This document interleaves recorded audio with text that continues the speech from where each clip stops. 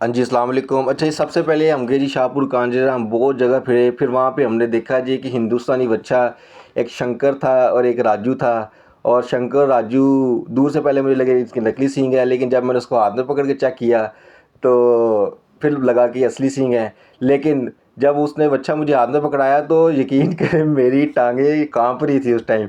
ऊपर ऊपर से मैं शो कर रहा था, मुझे कुछ नहीं हुआ, लेकिन आपने मेरी रस्सी पकड़ने का तरीका चेक किया होगा, ऐसे पकड़ी है मैंने जैसे मेरी मैं डरा हुआ हूँ फुल टाइम। तो बहरहाल फिर हम फिरते रहे। माशाल्लाह हमने काफ़ी सारे वैड़े देखे, बहुत बहुत खूबसूरत वैड़ थे। ये कमाल के थे, अच्छे अच्छे रंग के बारी बारी वैड़े थे, लेकिन प्राइस भी बहुत भारी थी। फिर हम खैर ऐसे वैड़े से दूर से देखते थे और देख के हम प्राइस से पूछते, शो ऐसे करते थे कि हमें पसंद नहीं आया। लेकिन बहरहाल वैड़े बहुत खूबसूरत होते थे, लेकिन प्राइस बहुत ज़्यादा थी। वो हमारी बजट से बाहर थी, मगर 30 लाख 35 लाख। और जो राजू की मैं बात बताऊँ तो वो वाला वैड़ा शंकर वैड़े की वो प्राइस मांग रहे थे 45 लाख रुपए, और राजू की मांग रहे थे 35 लाख रुपए, वो बड़े सींगों वाले वैड़े की। तो बहरहाल सुनने के लिए अच्छी लगती है प्राइस, खर्चने के लिए मुनासिब नहीं है, ठीक है ना। फिर हमने फिर मंडी फिरे, बड़ी जगह फिरे। फिर शाहपुर में खैर हमारी बात नहीं बनी। फिर हम गए हल्लो की गांव गए तो हमें ये आप देखें वैड़ा माशाल्लाह, ये वैड़े हमने दो अल्हम्दुलिल्लाह पसंद किए।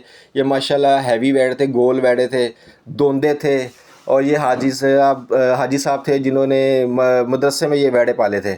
तो दूसरा ये एक वैड़ा हमने ब्लैक कलर का लिया, ये मेरे अंकल ने वैड़ा लिया, माशाल्लाह बड़ा गोल वैड़ा था। फिर उसके बाद हमने पेमेंट की हाजी साहब को। हाजी साहब बहुत ज़्यादा वहमी थे, बहुत ज़्यादा बातें खुद खुद बहुत ज़्यादा बातें कर लेते थे। जब हम बात करते थे तो कहते थे जी बात शॉर्ट करें जी, टाइम नहीं है।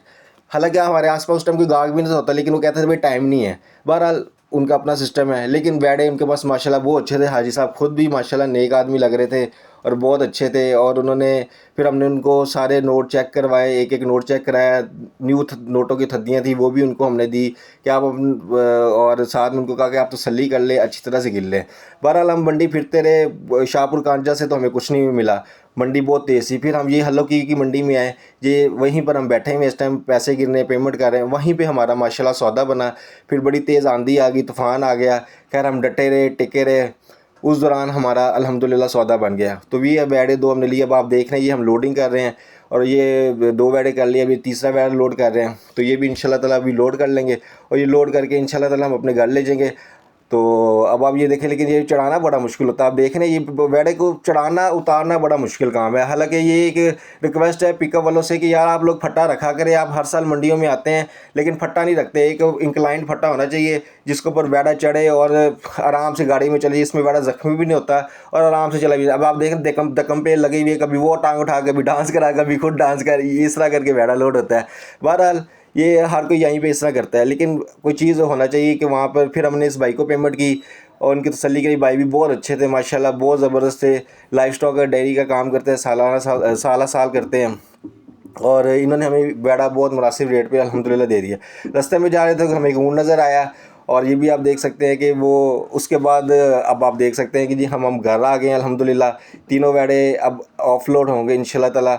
अल्लाह ताला हम तमाम मुसलमानों को ज़्यादा से ज़्यादा खूबसूरत से खूबसूरत कुर्बानी करने की तौफीक दे, और अल्लाह ताला कबूल करे, सबकी कुर्बानी कबूल करे, हमारी भी कबूल करे, और अच्छे से अच्छा कसाई भी हर बंदे को दे। आमीन सुम आमीन।